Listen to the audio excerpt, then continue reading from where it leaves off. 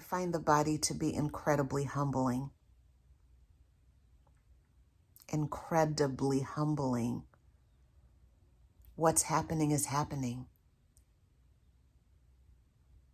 in my body. The more I'm able to make room for it, the better. The better. When I uncrinkle the muscles in my face, when I soften my jaw, when I relax my shoulders, when I soften my belly, when I unclench my butt and my thighs, when I wiggle my toes, when I open my palms, when I just melt into right now, I am learning about what was happening just before I chose to do all those different things. I'm becoming aware. I'm training my attention. I'm zeroing in. It's a moment of being focused.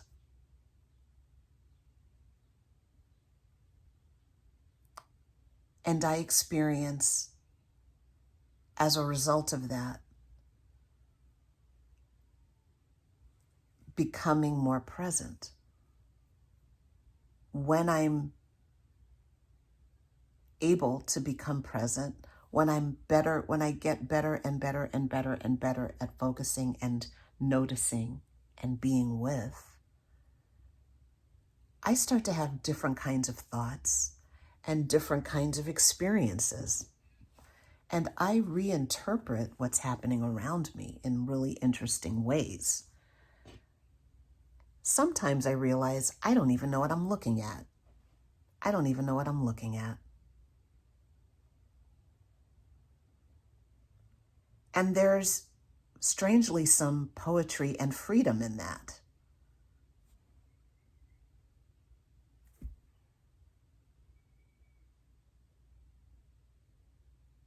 Some organic humility. In a world of YouTube videos and colleges and universities and news broadcasts and documentaries and books and podcasts and the relentless need to explain our world because we're human and that's what we do. Even in the face of all that, there's a quiet understanding that we have that we really don't know. Conjecture is fun and it's wonderful. It's productive. It's useful. It's great.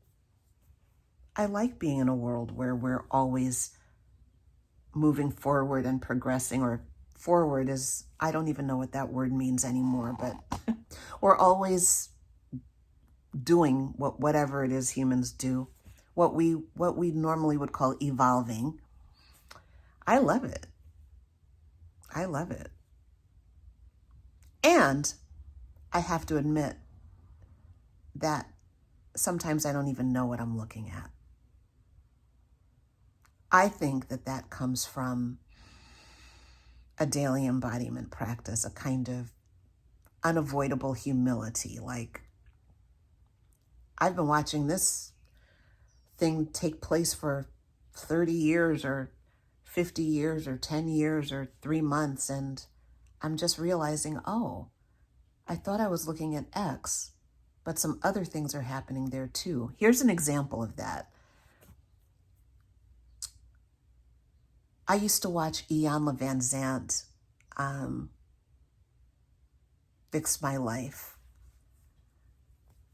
I don't know when the show started, 10 years ago, something, 7 years ago, long time ago. Now, I'm 56, so when I was in my 20s, Iyanla Vanzant was like, especially for me as a Black woman, and back then it was like when I was in high school and college, it was like Essence magazine was like, what? I loved Essence magazine and all the the books, and of course there was Oprah back then and all the authors. And so way before she crossed paths with Oprah, I was really fascinated by Iyanla Vanzant and her work and the depth of her work touched me. And it was just this morning, decades later, because I don't even remember how old I was when I first heard of Iyanla, probably 20, maybe younger. Honestly, I'm not even sure. But it wasn't until this morning, decades later, that I realized what I had been watching with her work all these years. I mean, I knew because some of it was explicitly stated, but there was a lot of stuff being said. That's kind of what I was saying the other day about a linear narrative. In order to follow a plot, you have to leave out all this stuff. Otherwise, it's just a jumble of chaotic noise. We need to strip away in order to have a shape, in order to have an object, in order to have a narrative, in order to have a story, in order to have a sculpture, in order to have a word, in order to have anything. We have to zero in and ignore thousands and maybe even millions of other things. And then there are these moments of like clunk, thunk, where it's like, oh, that's a thing, And so that's kind of how I was feeling this morning. And I was thinking back on watching Iyanla do her work and fix my life and just appreciating the heavily somatic approach. She never called it that. She never used that language. But the way she would take two people and put them back to back so their backs were touching, or she would do other things with the body. I never heard Iyanla call herself a somatic practitioner, but that's what she was from the very beginning.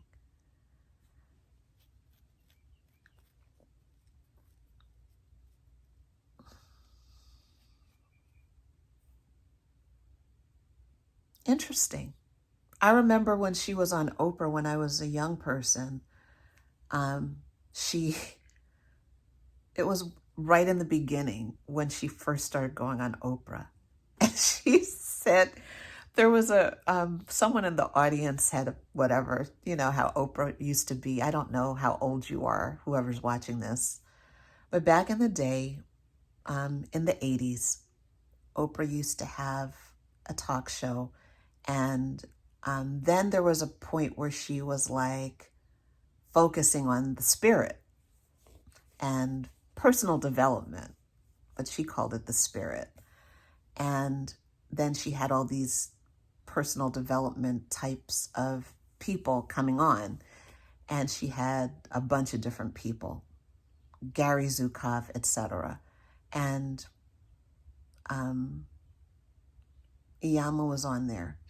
And I remember there was an episode where Iyanla told this person to put their hands on their forehead and on the back of their head and repeat some kind of mantra. And there was an episode where Iyanla was like, save yourself. And I used to say that all the time, laughing. Save yourself. I don't know. I'm not even really sure what it meant, but I know now, looking back on it, that it was a body thing, whatever it was, it was a body thing. Like something does happen when you do this. Something happens.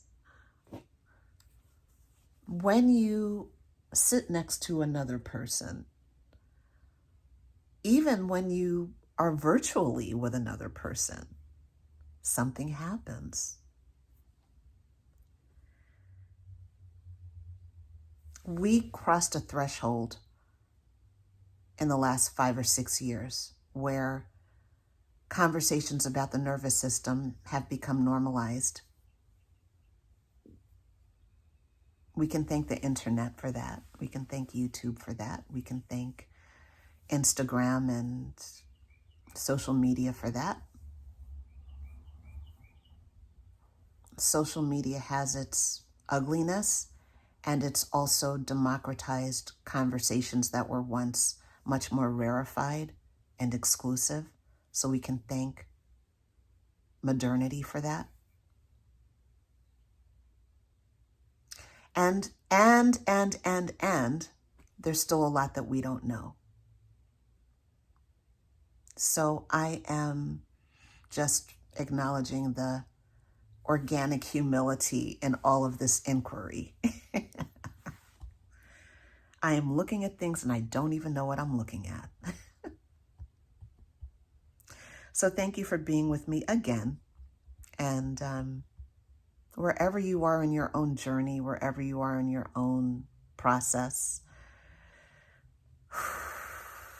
keep going. I think the world is becoming more interesting because more of us are doing this. It's just my biased opinion. I think an embodied approach to being alive makes everything more rich, more interesting, more rewarding, more sustainable. Just my biased opinion. So you can look in the notes under this video for information about me and my work. I've got the podcast, I've got my books, and I've got my coaching space. Those are the main things I have right now. I will see you again next time. Thanks again. Bye-bye.